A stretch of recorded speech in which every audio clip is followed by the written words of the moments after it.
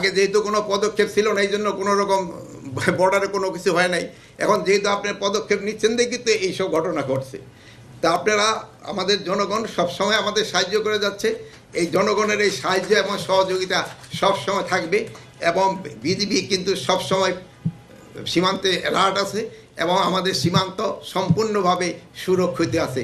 এই সীমান্ত এই সাইডে কেউ কোনো দিনই আসতে পারবে না। আমরা যতদিন বেঁচে থাকি আমাদের রক্ত ঝরবে কিন্তু সীমান্ত সুরক্ষা থাকবে। চাঁপাইনবাবগঞ্জে যে ঘটনাটা হয়েছে এটা গতকালই হয়েছে, জমির ধান কাটা আর গাছ কাটা নিয়ে দুই পক্ষেরই একটা হয়েছে।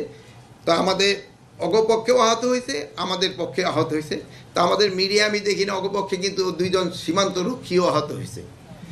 তা আমাদের কোনো সীমান্তরক্ষী আহত হয় নাই, আমাদের দুই একজন সাধারণ জনগণ আহত হয়েছে। তো এটা মেজর কোনো কিছু না। এটা নিয়ে ওই বিএসএফ এবং বিজিবির ভিতর আলোচনার মাধ্যমে এটা একটা সমাধান হয়ে গেছে। আর ওই জানেন বর্ডার বেল্টে ওই কিছু কিছু জায়গা আছে যে জায়গায় ওই এই পার্টি ওই পার্টি ওখানে যায়, এরা এদিকে আসে, এই সমস্যাটা আছে এবং এটা অচিরেই সমাধান হয়ে যাবে।